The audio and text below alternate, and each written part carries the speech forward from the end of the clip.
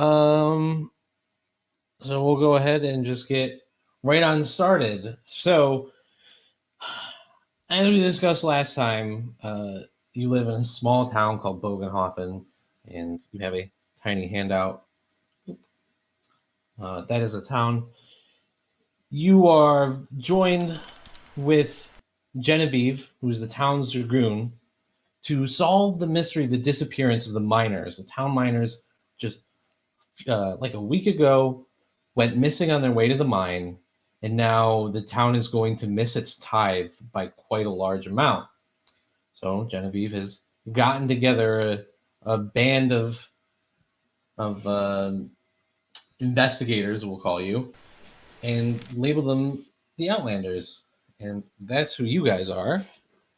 And we'll get right ahead and get started. So the first shot of the scene here is we're looking in the middle of Bogenhofen. There's a tiny little shack-like building, and this is the Dragoon's Post. It's a little bit run down, like all the buildings in Bogenhofen. And entering in, we see a map of the town and some crudely drawn pictures of people posted up on the board. And we see Genevieve Basque. And Genevieve Basque, why don't you introduce yourself and your character?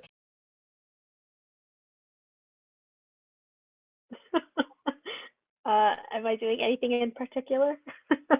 You are standing in front of a map, pointing, maybe, perhaps, I don't know, but you have a captive audience. Right. In one case, kind of. Okay, Genevieve Basque. She's probably wearing the normal leather armor, covering up the mail armor under. She's not what you would think as a warrior. She's pretty thin. There doesn't seem to be very much muscle mass, which may make you wonder if she has any sort of strength. She's eyeing the map, kind of scrutinizing it with her unforgettable, really gray eyes. That kind of is off-putting, especially that very fair skin that is not very natural. Everybody else in town seems to have a natural tan to them working out in the fields, but she's just different. She has a little bit of pointy ears and little tusk teeth that are coming out of her lips. On her ears, you can see a little tuft of like white hair, which is a little bit unusual. But other than that, she seems to have normal human brown hair that's kind of messy and curly, and seems to be really rushed into a messy braid that comes down to her shoulder length. But other than that, she looks kind of normal if you didn't push out the weird features that she has. Awesome. And I think our camera slowly pans over. We see her lonely, disheveled bed, and then we get to the table. And sitting at the head of the table is the elf Alexandre. So why don't you explain to us and introduce your character? Yes, Alexandre is a towering figure, standing at about 6'5", but I guess a lot of that would be lower body, because it's sitting at a table. He's about, I don't know, still a little bit taller than everybody else, but only slightly so. He's also very corpulent in that he apparently, rumor abouts I hear, is that he eats babies. He eats babies, human babies. But he has very pale skin, despite the last description of everybody else in town. And very, very pale hair. Think, if you will, of any albino in any movie you've seen. Cool. Very expensive clothing, though, despite his surroundings. And he has at his side a very elaborate walking stick. Nice. And I think then as the camera turns around, we see a pair of people who also look quite out of place in this town. The first one we see is Rasmussen. So why don't you go ahead and introduce yourself? Greetings, I am Rasmussen Volker, scribe to Lord Rutherford here beside me. He's got light brown skin, sort of suntanned, if you will. He's got a slender, kind of almost lanky body, but he's wearing a well-weathered coat, but he has striking dark green eyes. The thing, however, that stands out most is that his right leg is a giant wooden peg leg.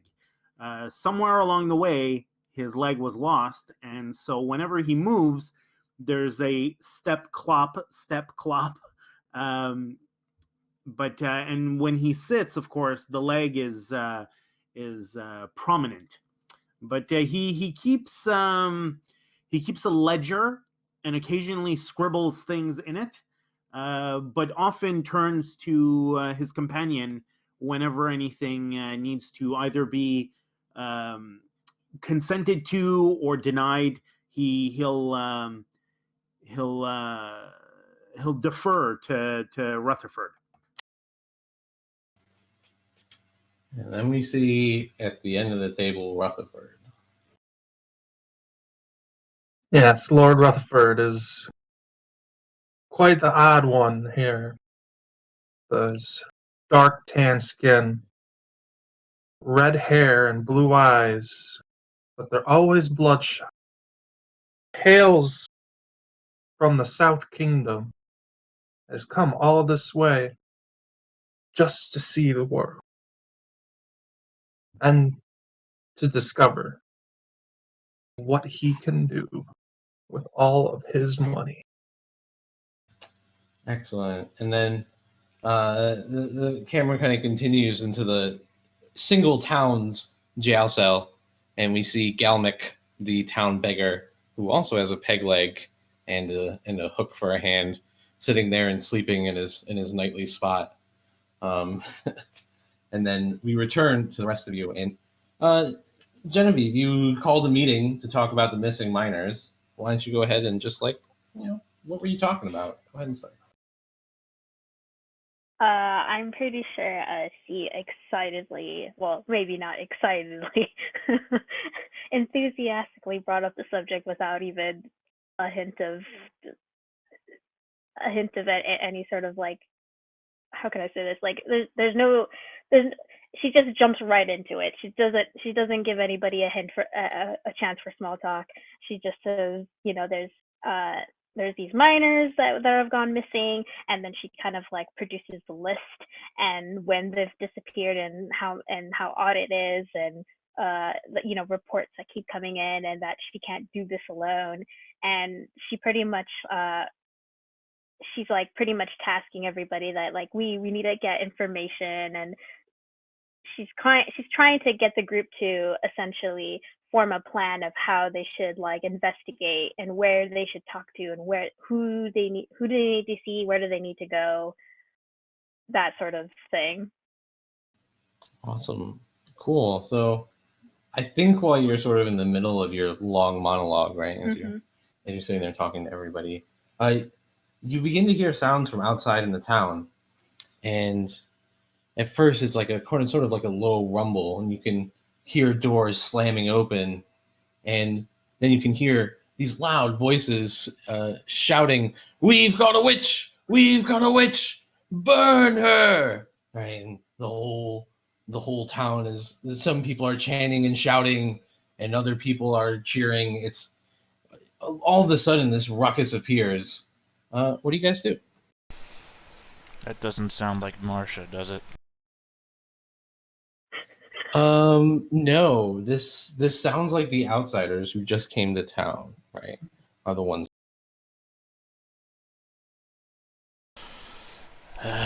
Sigh. Stand up. Go outside.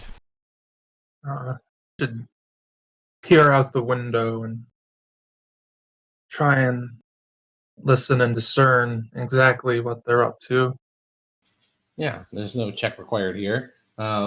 As both of you, as you open the door and look outside and peer out the window, you see the Witchhunter Size Boots is walking through the town. He's made it to the other side of town and heading towards the fallow field. And they are carrying looks like an old woman. You kind of get a couple looks at her. It looks like they're carrying Matilda, the woman who lives on the edge of town, and they are dragging her. One of his companions is dragging her through the street, and the other one has Father Seneca by the collar and dragging him along with them, and the town is sort of following them as they're going. So they both have the priest and Matilda like dragging them down, right? The priest is walking, Matilda is not. Okay, so I don't care what the rest of you guys do. Genevieve just bursts through the door and rushes after them. She's gonna confront this witch hunter. It's not gonna stand for this. Yeah. You gonna try and cut them off before they get to the follow field? Yep. Okay, I'm gonna need an athletics check for you. This is our first skill check. So you're gonna go ahead and you see on your character sheet, you can set the difficulty of your check. So this is going to be a challenging check because there are quite a few people in between you and your quarry. Okay. And then you're gonna just go ahead and click on click on athletics. Yes. Work. Did it work? Oh, what's the situation modifier? There is none in this case. Okay. All right. Whatever that. Hey, nice. That's a success. Yay. So you were looking to roll under the rating number, which you did. So as they're dragging them through town, you get out in front of them, right on the edge of town. You get right out in front of them. You can see the follow field where they built the stake to burn witches.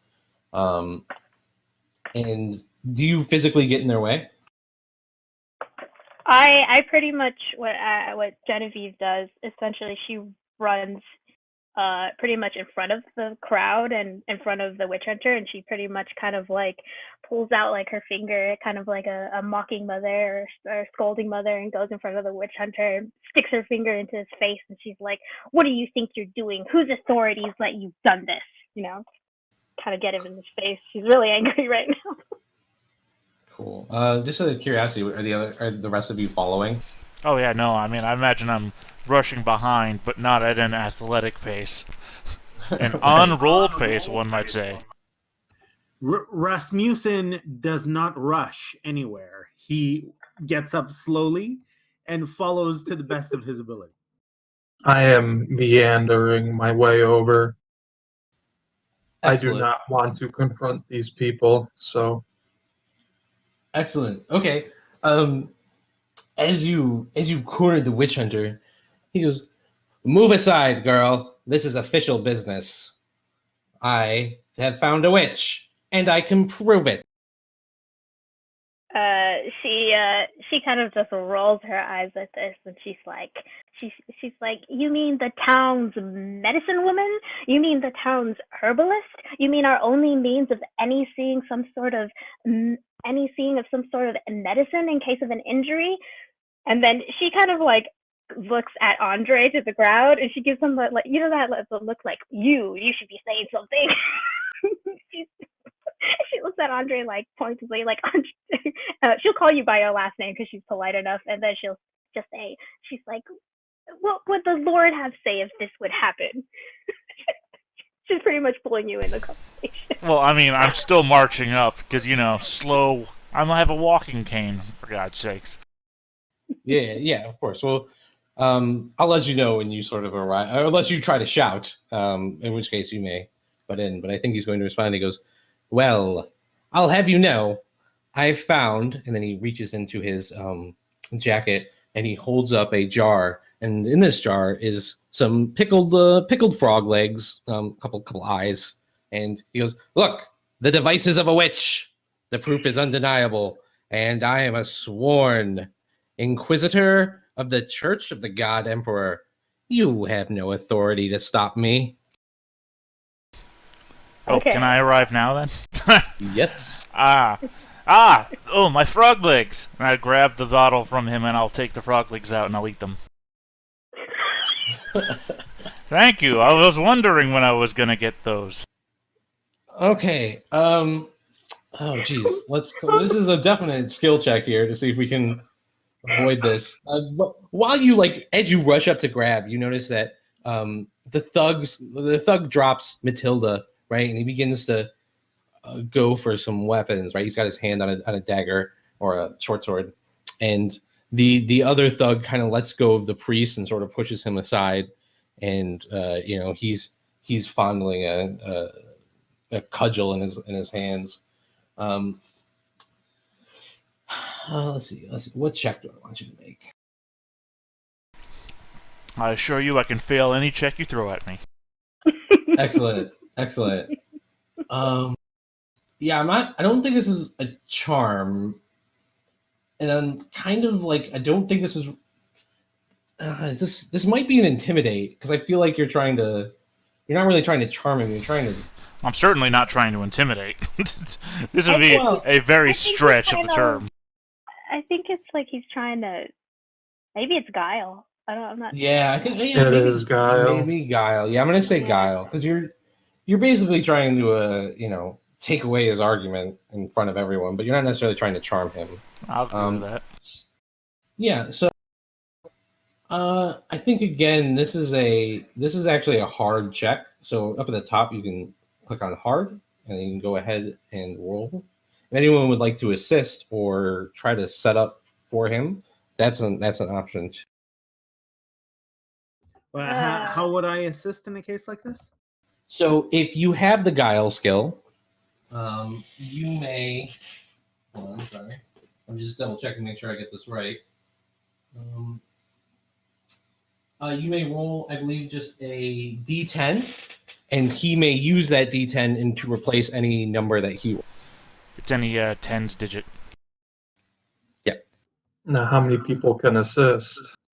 So really, just one, and if they have the guile skill, if somebody has something they can do to set up the action, that may reduce the difficulty, because this is our first check.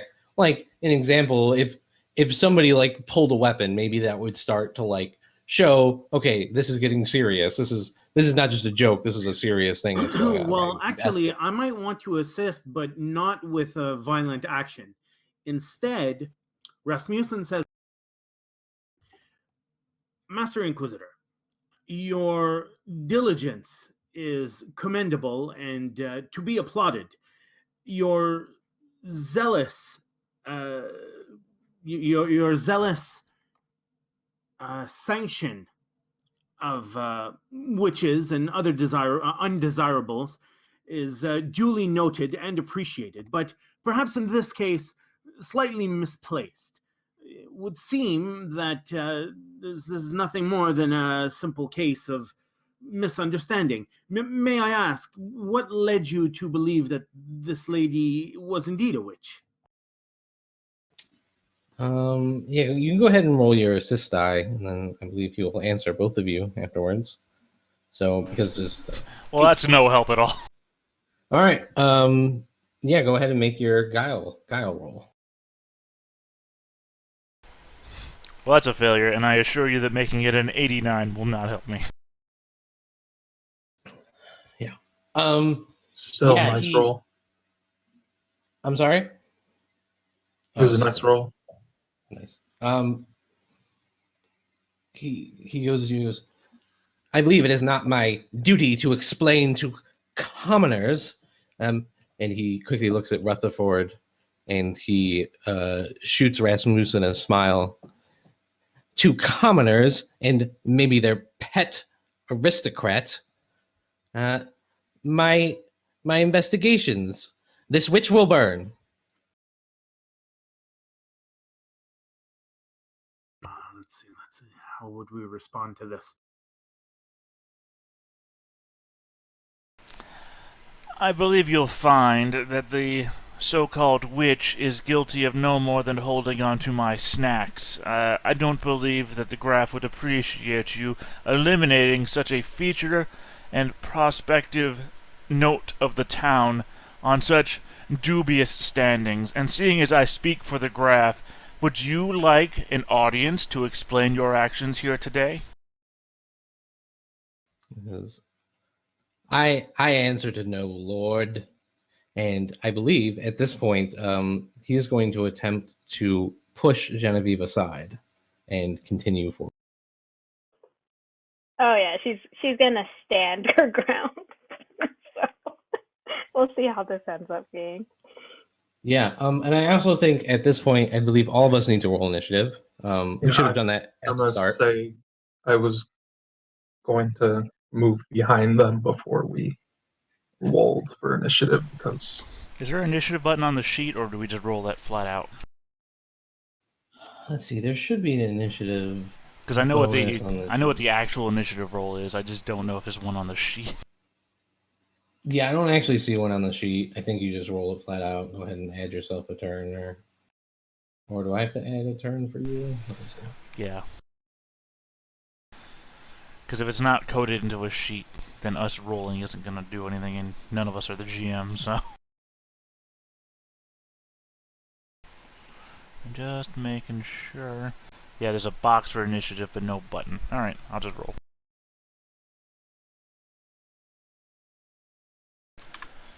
I got an 18.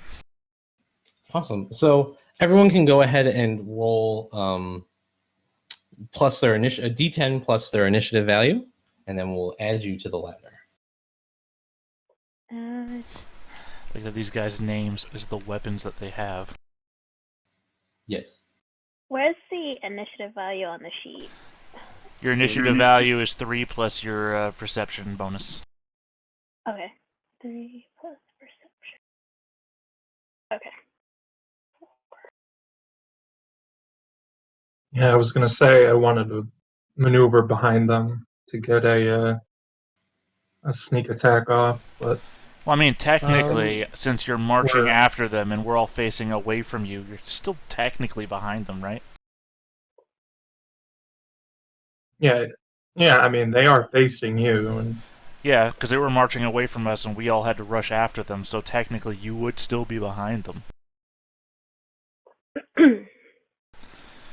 So you're right where you want to be. I guess it'd be up to Nick if we could take what is it? What do they call it? Surprise attack or whatever. A surprise round. I don't think you're gonna get surprised here, but you may be able to move in stealth, right? But they did kind of notice you coming out. I did never say anything, but they did look at me. Yes, they mentioned you as Rasmussen's pet noble.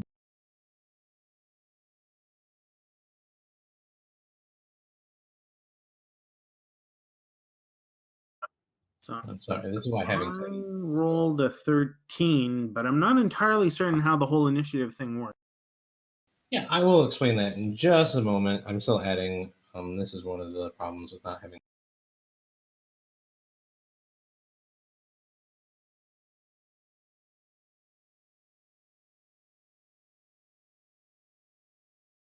So it looks like we might be able to just kill them before they even hit us. I'm laughing because you're assuming a combat ability that patently might not exist.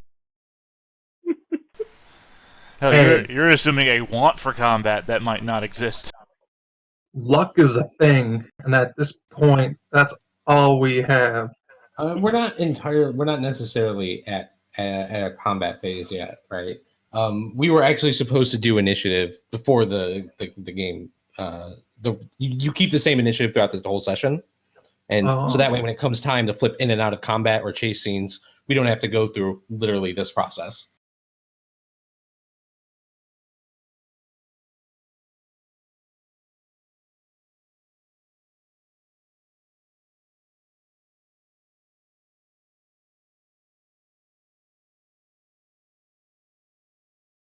Okay, so let's get back to our situation. Genevieve, go ahead and resist with a toughness test. Now you are a dragoon, and when this guy pushes you, this is like a recruit, pushing you back in the field. This is nothing. So go ahead and resist toughness, and this will be a trivial test at minus 10%. Or I believe it's minus 10%.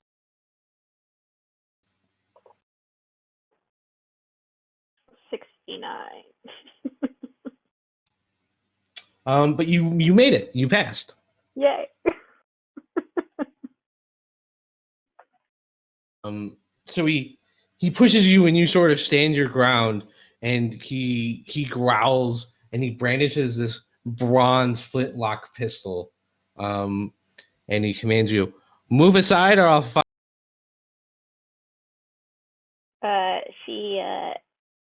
She eyes him and she says, "I like to see your best shot."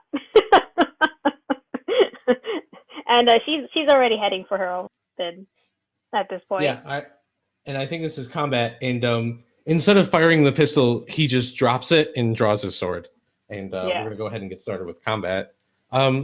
So I quickly posted on the Discord a combat actions list. So the way this is gonna work is you have 3 action points every round.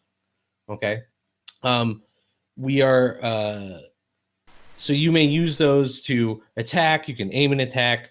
But you also use those to defend. So if you use all your action points on your turn, you cannot parry or dodge. Mm-hmm. So I'm going to quickly put it.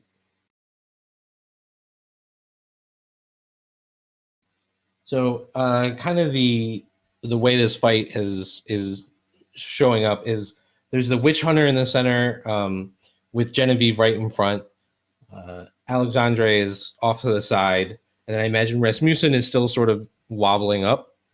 But you're all in pretty close range at this point. I know Rutherford was trying to like sneak around. We'll get to that in just a moment. And the 2 thugs are flanking the Witchhunter, and we're gonna go ahead and get started with combat. And Alexandre, you are the first one up. What do you do? Pick up his gun. He dropped it. Okay. Yeah. He's not even paying attention to you. No check required, but this will cost you 1 action point. That's fine. Okay. And then what do you do? You know what? I'm not a fighter, man. I back off. Okay, so you start backing off a little bit. Yeah. Do you spend both action points to sort of sprint off? No. I like 1 step back. I'm not moving around or anything. I'm saving those for if I become a target for some reason. I like Matilda, man. She's a good person, but I ain't dying for nobody. Yeah. Yes. And you have a pistol. It's a bronze-plated flintlock. Okay. Up next, the Witchhunter. He is going to aim, so that'll give him a plus 10% to hit you, Genevieve, and he's going to slash at you with his hunting.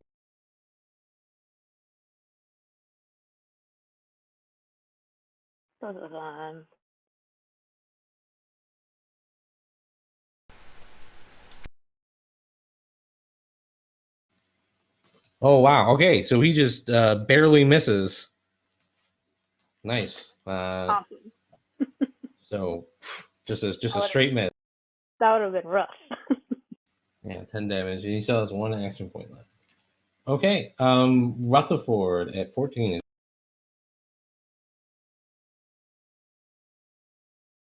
How far away am I from the witch hunter? You're definitely within charge distance. So charge is two action points, and you get to make a free attack. And you add 1d6 fury. You add a 1d6 die to your damage when you. Well, am I within 6 yards of him? Yes, I would say so. All right, I'm gonna. What do you call it? Take aim. Okay. Or I'm gonna load throwing knife for a point. I'm gonna take aim for a point. Oh yeah, so you don't have to charge either. 'Cause Yeah. you're- And then I'm gonna throw it at the witch hunter. Okay. So you can just go ahead and you see next to the throwing knives on your character sheet, you can just hit that roll button. And I add a 10 for picking aim, right? Yep. Oh, just off, just off. Oh So- man. The throwing knife goes scattering, just off and falls harmlessly to the ground. Okay. Next up, Rasmussen at 13. You are definitely not within charge distance. Rasmussen will very calmly spend 1 action point to draw his own flintlock pistol, spend 1 action point to take aim, and will spend the last action point taking a shot at one of the bodyguards of the witch hunter, or one of the thugs. Okay, short sword or cudgel? I guess short sword's to the right. Which one is closest to Genevieve? They're both kind of equidistant, but I guess you would have to shoot through Genevieve to hit cudgel. So probably So then short sword. go ahead and roll it. So it's plus 10 because I'm taking aim, correct? Yes, it is.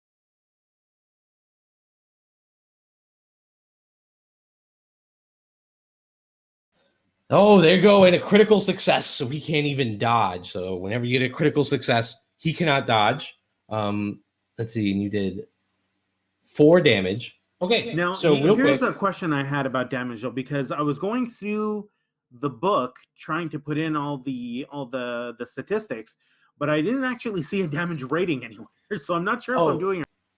Oh, yes. Actually, you are missing your damage rating. You should have a combat. It should be plus your combat bonus for even on a gunpowder weapon.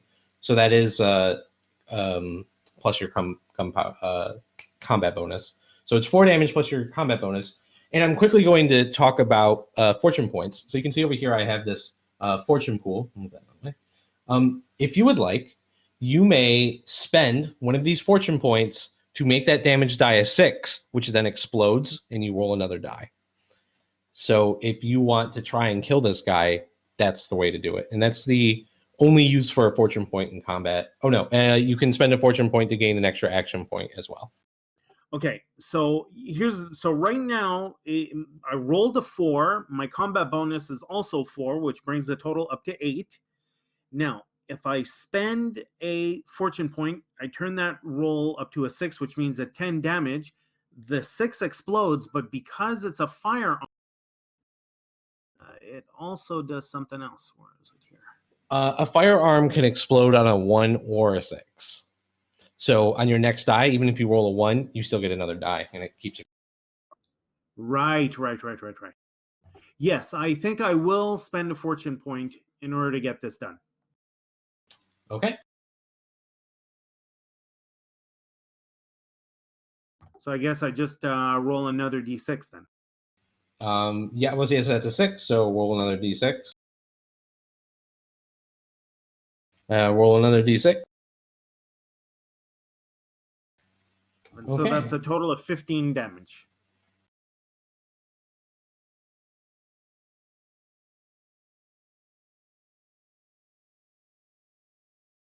Just blasted that guy, man. Okay, so we're going to quickly go over because it's the first damage. So if you look at your damage threshold rating, it's on the armor page. Sorry, I apologize. The total damage was 13, not 15. 13? Okay.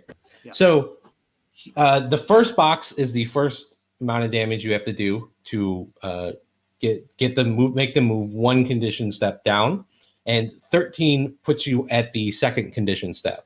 So you made him move down 2 condition steps. So you can go ahead and roll a d6 fury die, and this is going to see if you inflict an injury on him.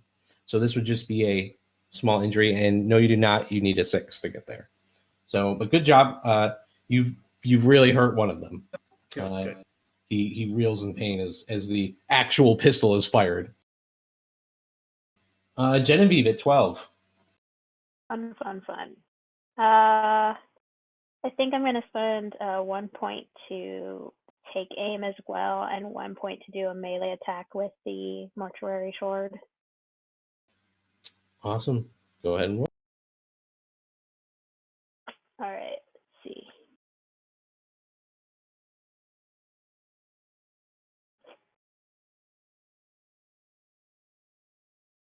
If it works.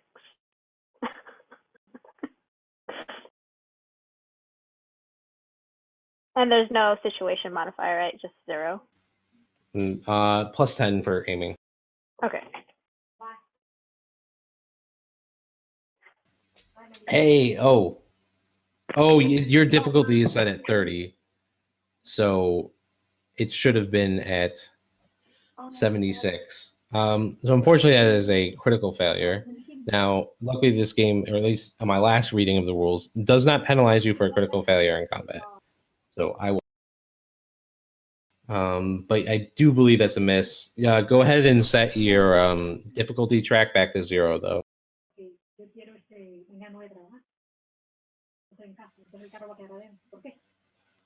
Okay. Do you want to do anything with your last action point?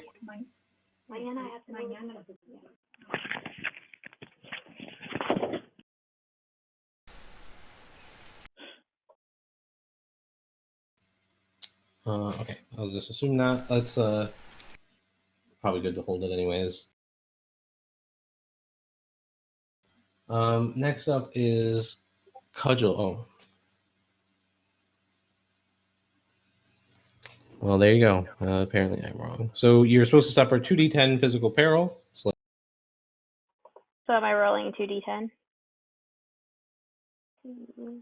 I will do it for you. Let's see. Okay. So you suffer 10 physical peril. If that is above your peril threshold, I will tell you. This is the peril threshold. So I want to try to understand what it is exactly that happened. So she rolled, there was a critical failure. So now why is she rolling the peril? So in combat on a critical failure, when your dice match, you suffer 2d10 physical peril, 2d10 plus 2 physical peril. So 10 isn't enough to hit your peril threshold plus 6. So you only move 1 step down the track from unhindered to imperiled. Okay. Okay, excellent. Did you want to do anything with your last action point? So I think I'll leave it like that. Okay. Now I move. One quick question. On the peril condition track, is unhindered supposed to be checked by default, or is that the first level of peril that we achieve? That is supposed to be checked by default. Okay. So unhindered and unharmed, I believe. Okay. Cudgel is going to move up and make a swing at Genevieve because she is the closest.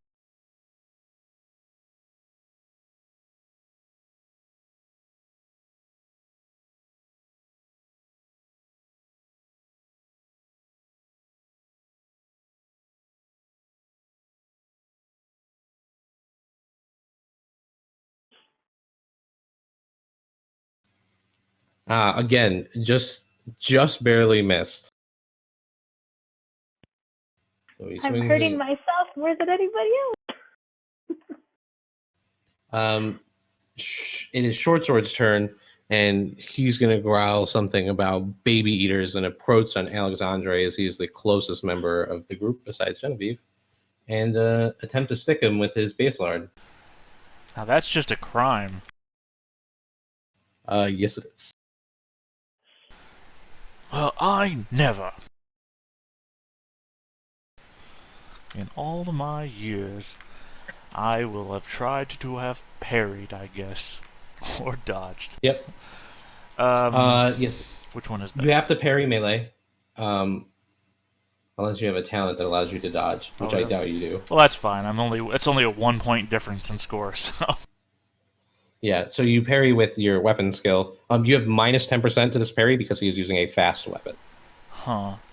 Okay, I have a parry button, but I don't know if that's affected by anything. Hold on. I'll just set challenging. You say, right? Yes. So -9. Right. So I'll set that up here and then scroll down and see if when I push parry, if that's done.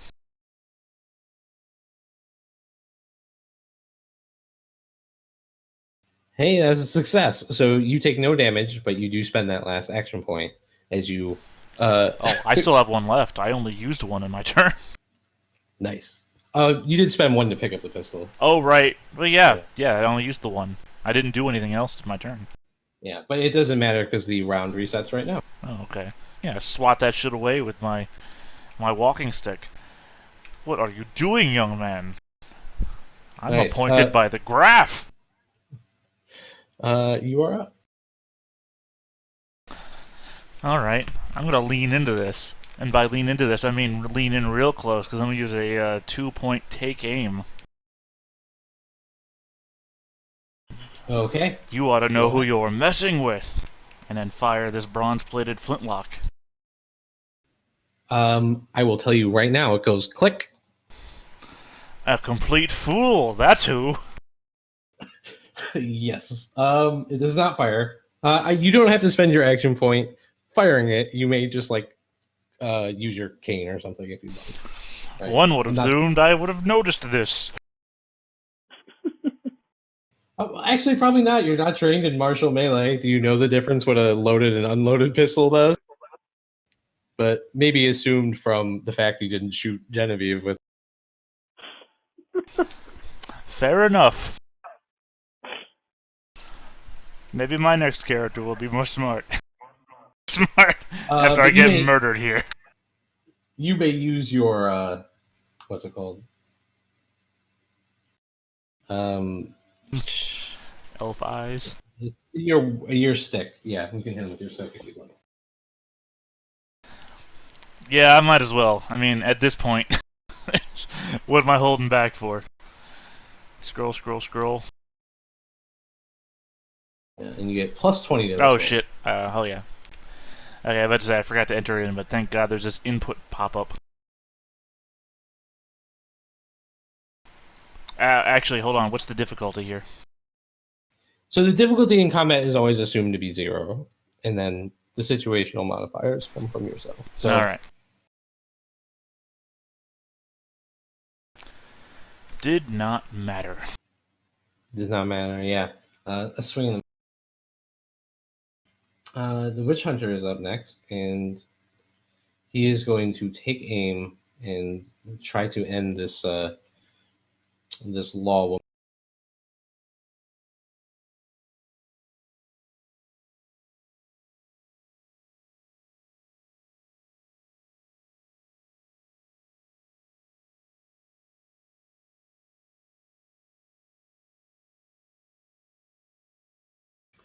Again, a miss. Oh god. There's lots of misses today. Okay. Rutherford.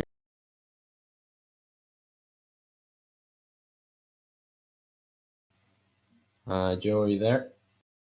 Yeah, I'm gonna have to load and take aim at the cudgel.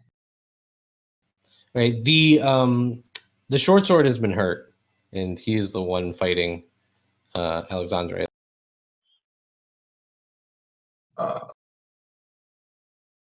Thing with throwing knives is, or how injured is he? He is moderately wounded. All right, yeah, I'll throw it at him because the knives can't go over serious injury. Go ahead and throw. They can hurt people past that. They just cannot inflict those injuries. Okay. He's Jesus. just dead. So Straighten them, his plus 3. bro. So Alexandre, the short sword man, you try to hit him with your cane, and then an expertly placed dagger comes and hits him right in between the eyes, and he falls over. And that is why you do not mess with me.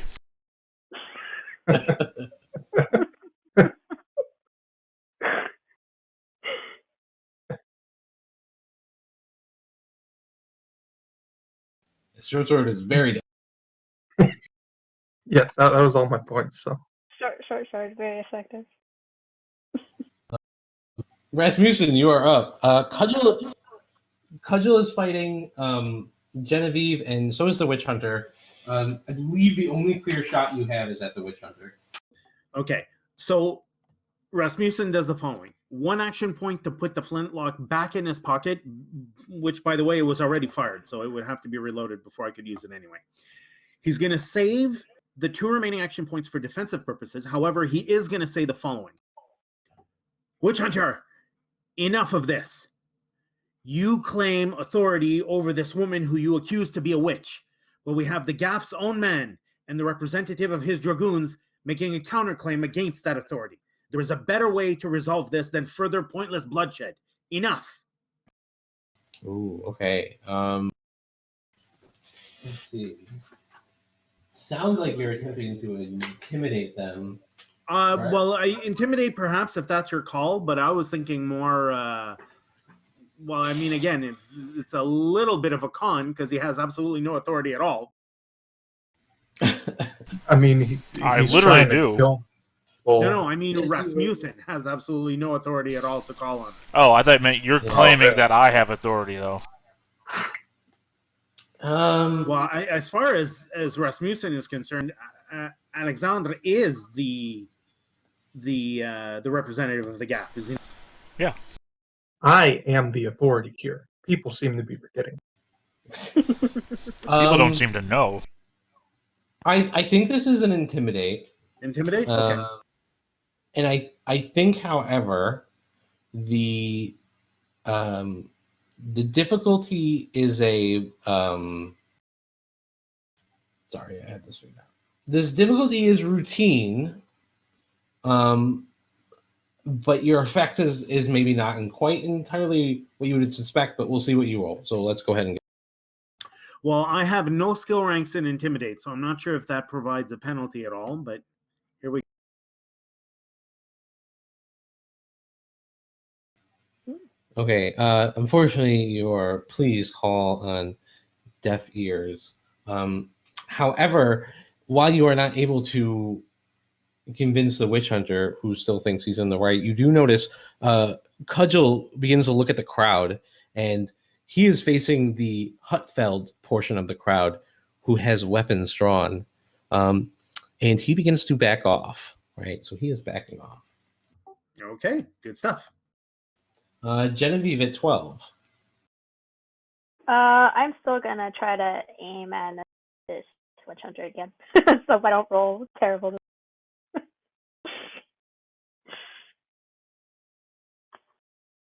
Right.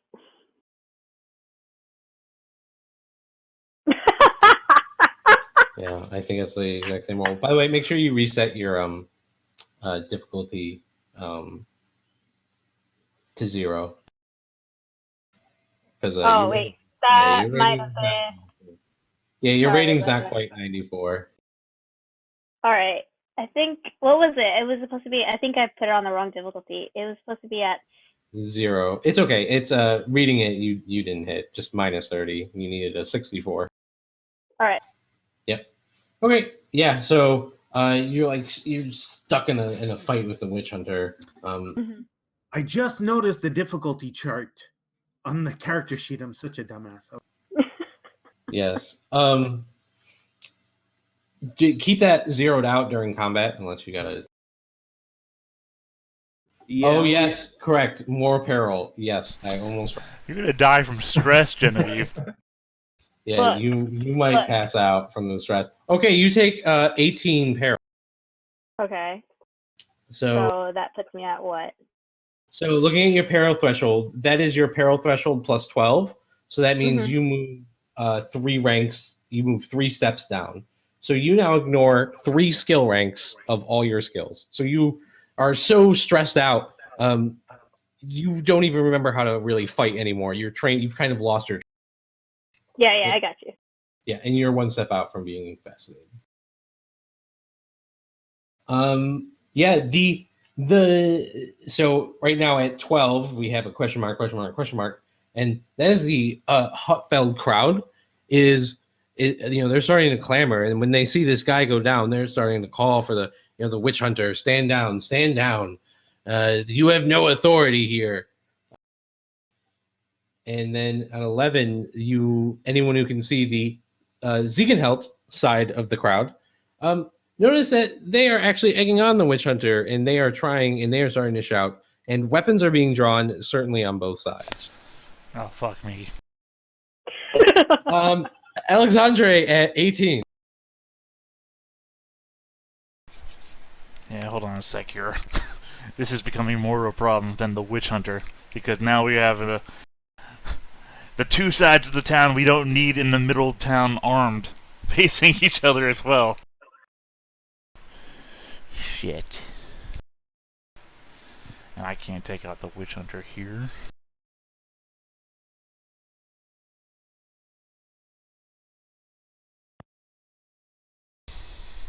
Alright, I guess I'm just gonna take aim and whack him. The witch hunter, I mean. Okay, try to end it quickly. Yeah, 2 AP, take aim.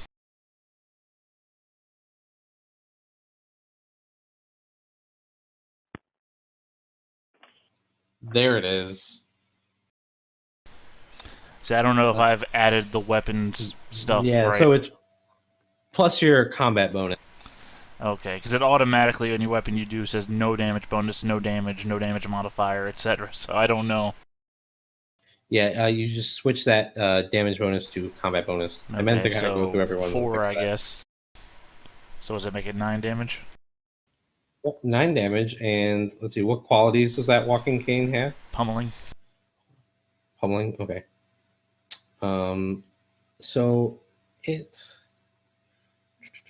So 9 damage on the witch hunter. I believe is bleeding from a shot at the moment.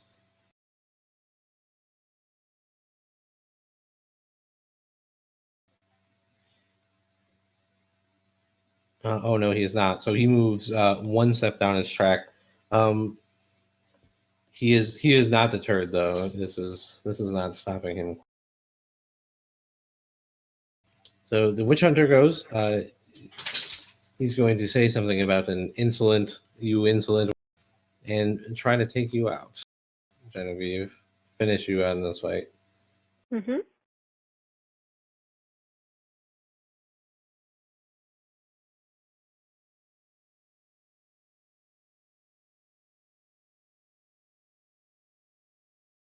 He's going to aim twice.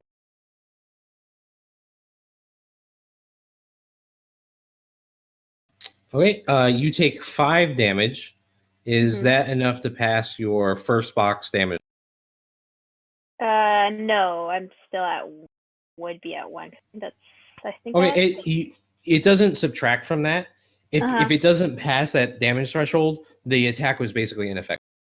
Oh, okay. Yeah, it doesn't, because that's 6, so. Yeah, it just gets caught in your armor. It doesn't do anything to you.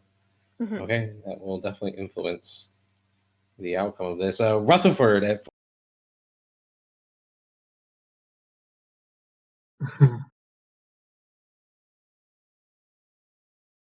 I'm going to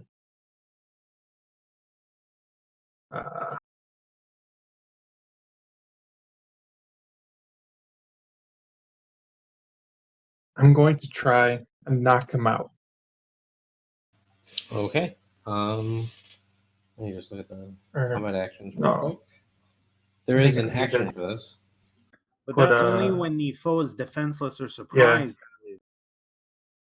Need to knock technically, him out. a foe is defenseless if you are flanking them, so they cannot parry your blows if you are flanking.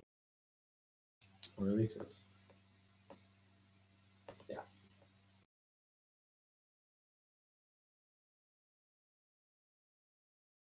So I make the athletics test, and if I fail, I get knocked out. No, you don't get knocked out. You make an athletics test, and then he resists with a toughness test, or he is stunned for a stunning blow.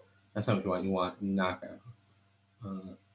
So you want, you want to make the athletic. Yeah, I think you can definitely do this. You can try and sort of put him out. He doesn't have the best situational awareness. He's surrounded and flanked, and his companion has sort of left him open.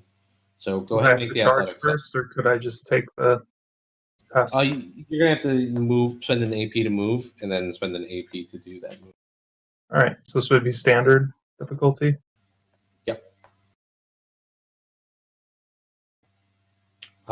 Nice. What is your brawn bonus? 3.